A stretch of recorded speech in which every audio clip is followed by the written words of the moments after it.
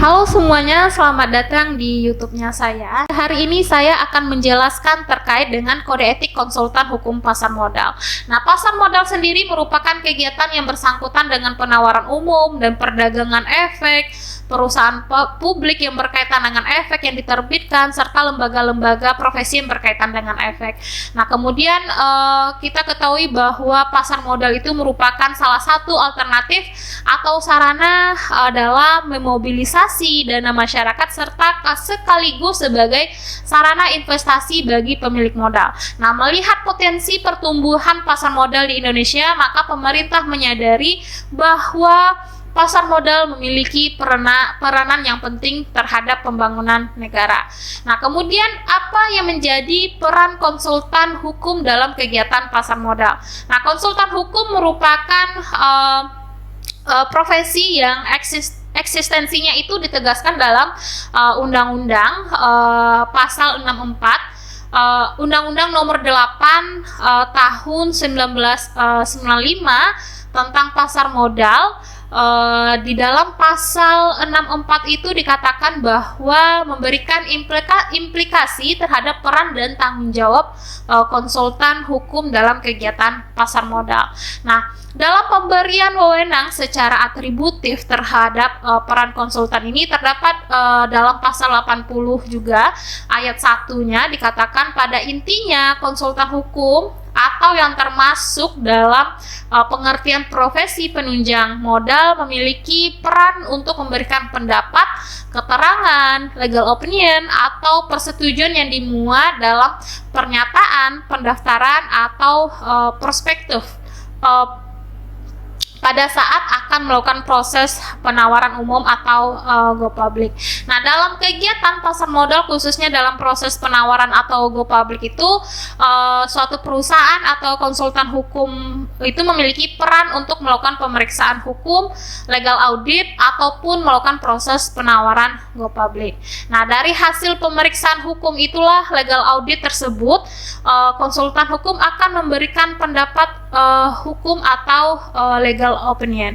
Nah, hal-hal yang termasuk dalam pemeriksaan legal audit ini contohnya adalah status perusahaan, kepemilikan perusahaan atas hartanya, masalah kepegawaian atau perburuhan, hubungan-hubungan yang ada di antara perusahaan. Nah, sedangkan pendapat hukum merupakan kesimpulan dari analisis hukum dan konsultan hukum.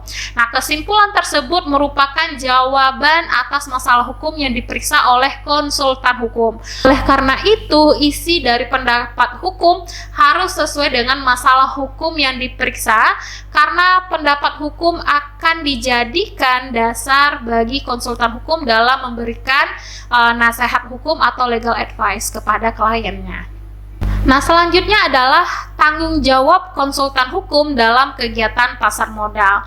Nah, yang pertama ada tanggung jawab secara perdata. Nah, secara perdata ini konsultan hukum pasar modal ditentukan ada di dalam pasal 80 Undang-Undang 8 Tahun 95 dikatakan kewajibannya adalah memiliki kewajiban untuk mengganti kerugian yang dialami oleh investor apabila pemeriksaan hukum atau legal audit dan pendapat hukumnya, legal opinionnya yang dimuat dalam prospektus perusahaan tidak memuat fakta material perusahaan yang akan melakukan penawaran umum atau go public.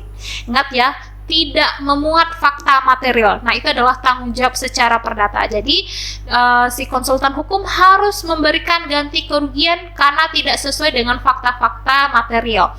Dan yang kedua adalah tanggung jawab secara pidana. Konsultan hukum pasar modal ditentukan dalam pasal 104 nomor 8 tahun 95.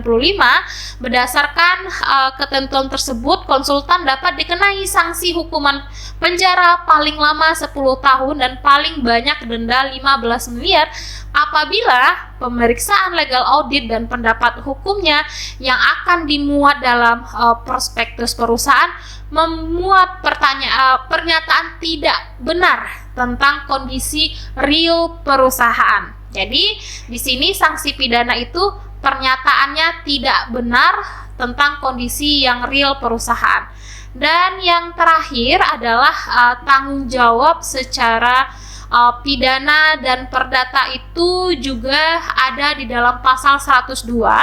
Di sana dikatakan konsultan hukum itu dikenai sanksi berupa peringatan tertulis, berupa kewajiban membayar sejumlah uang tertentu, dan pembatasan kegiatan usaha serta pencabutan izin usaha oleh Badan Pengawas Pasar Modal dan Lembaga Keuangan atau BAPEPAM LK.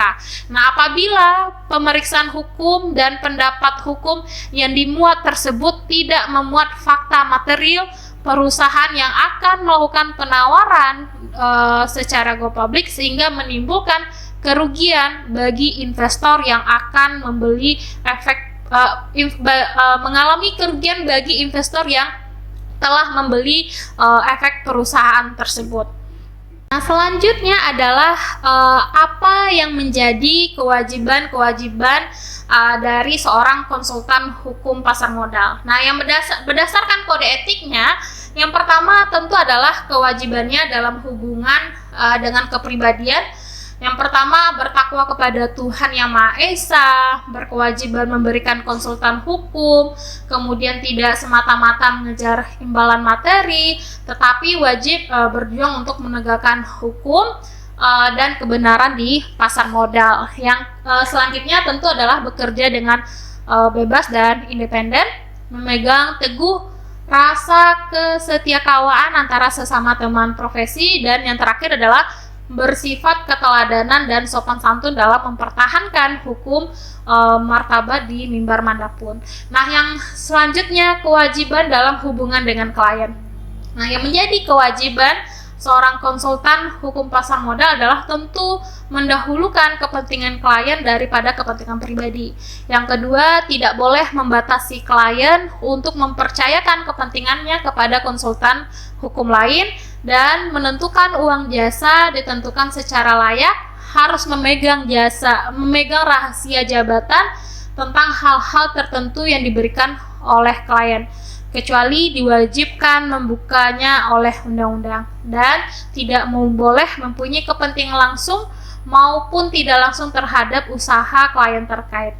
Nah, kemudian bagaimana kewajiban konsultan sesama konsultan hukum pasar modal atau sesama rekan sejawat? Nah, yang pertama adalah sesama konsultan hukum tentu harus saling menghargai dan mempercayai, kemudian kekerabatan terhadap rekan seprofesi. Yang melanggar kode etik harus diajukan kepada Dewan Kehormatan. Kemudian keberatan tersebut tidak boleh dibeberkan di media massa. Tidak diperkenankan untuk menarik klien dari teman seprofesi kecuali dengan izin dari teman seprofesinya dan setelah mendapat keterangan dari teman seprofesinya bahwa klien telah memenuhi segala kewajiban terhadapnya.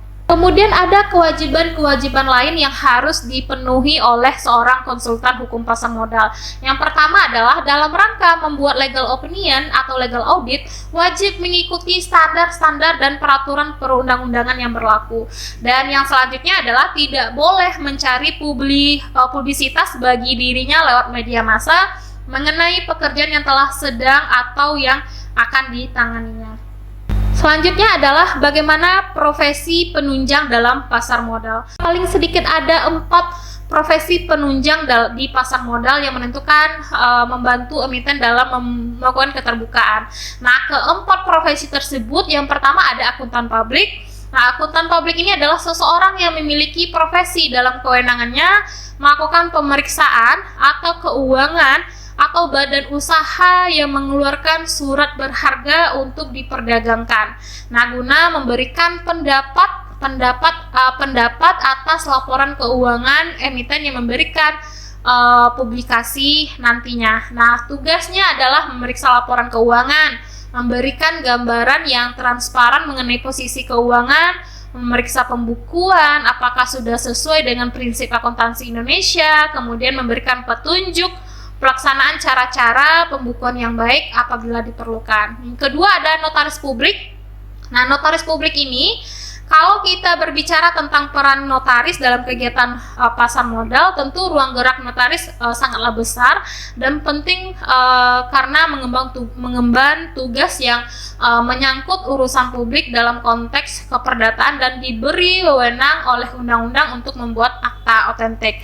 Nah, sebelum seorang notaris melaksanakan tugas, tentu ia harus mendaftarkan dirinya sebagai profesi penunjang dalam kegiatan pasar modal di Bapepam. Jadi harus didaftarkan dulu. Nah, tugasnya tentu adalah menyiapkan berita acara RUPS, membuat konsep akta perubahan anggaran dasar, menyiapkan naskah perjanjian, dan meneliti keabsahan hal-hal yang berkaitan dengan penyelenggaraan RUPS.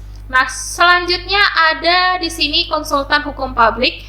Nah, pihak yang memberikan dan menandatangani mengenai emisi efek ataupun perjanjian-perjanjian yang dibuat oleh emiten itu adalah yang menjadi ranahnya konsultan hukum publik dalam kegiatan pasar modal. Maka pihak yang menyandang profesi tersebut tentu harus mendaftarkan diri di Bapepam. Nah, tugasnya adalah melakukan penelitian terhadap aspek-aspek hukum, memberikan pendapat dari sisi-sisi hukum, memberikan pendapat dan penilaian yang independen terkait dengan konsultan publik yang dilakukan secara profesional. Kemudian memastikan bahwa perusahaan itu telah lulus dan telah memenuhi persyaratan untuk menawarkan efeknya.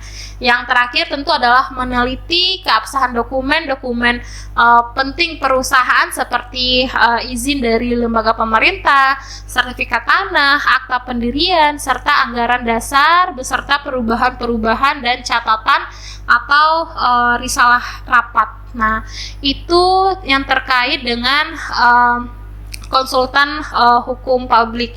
Nah, yang keempat adalah penilai, adalah pihak yang menerbitkan dan menandatangani laporan penilai, yaitu pendapat atas nilai wajar aktiva yang disusun berdasarkan pemeriksaan menurut keahlian penilai. Tugasnya adalah melakukan kegiatan penilaian terhadap kekayaan yang dimiliki oleh perusahaan.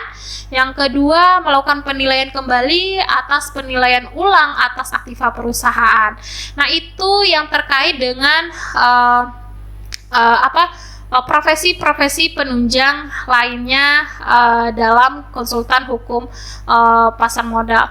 Menurut lampiran keputusan Ketua Badan Pengawas Pasar Modal dan Lembaga Keuangan tentang pendaftaran konsultan yang melakukan kegiatan di pasar modal, konsultan hukum pasar modal adalah konsultan yang telah memperoleh surat tanda terdaftar dari Bapepam dan LK untuk melakukan kegiatan di bidang pasar modal. Jadi harus ada surat keterangan dari Ketua Badan Pengawas Pasar Modal untuk dapat melakukan kegiatan di pasar modal. Nah, konsultan hukum yang melakukan kegiatan di pasar modal tentu wajib terlebih dahulu terdaftar di Bapepam dan memenuhi persyaratan-persyaratan yang sudah ditentukan.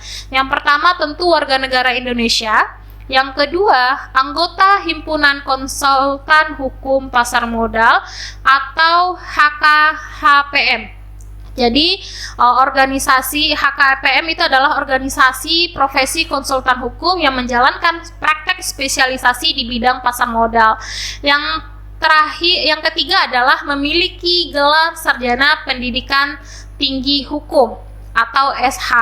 Kemudian tidak pernah melakukan perbuatan tercela atau dihukum karena terbukti melakukan tindak pidana di bidang keuangan, memiliki akhlak yang baik, berkedudukan sebagai rekan pada kantor konsultan hukum yang memenuhi beberapa persyaratan. Nah, adapun persyaratannya adalah dipimpin oleh rekan yang bertanggung jawab atas uji tuntas hukum dan pendapat hukum, kemudian melakukan uji tuntas paling sedikit 2 jenjang pengendalian atau supervisi konsultan hukum yang bertanggung jawab, menandatangani laporan dan pengawas menengah yang melakukan pengawasan.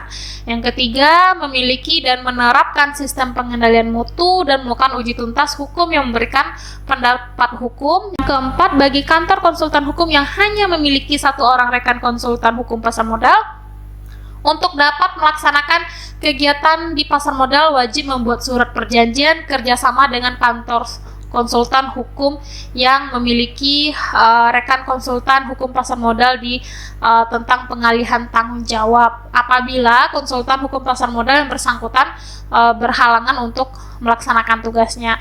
Dan yang menjadi syarat ketika ingin menjadi seorang konsultan hukum adalah tentu memiliki kewenangan yang diberikan oleh rekan kepada rekan untuk mengikatkan dirinya dengan pihak ketiga atas nama kantor konsultan hukum apabila konsultan hukum itu tidak berkedudukan sebagai rekan. Memiliki keahlian di bidang pasar modal yang dapat dipenuhi melalui pendidikan profesi dengan jumlah paling sedikit 30 satuan kredit profesi dengan materi yang disusun oleh Himpunan Konsultan Hukum Pasar Modal. Nah, yang paling penting pada intinya adalah untuk menjadi seorang konsultan hukum pasar modal, seseorang harus menjadi konsultan hukum dalam suatu kantor konsultan hukum. Kemudian harus menjadi anggota Himpunan Konsultan Hukum Pasar Modal dan telah mengikuti pendidikan profesi pasar modal. Nah, sekian materi dari saya. Terima kasih dan semoga bermanfaat.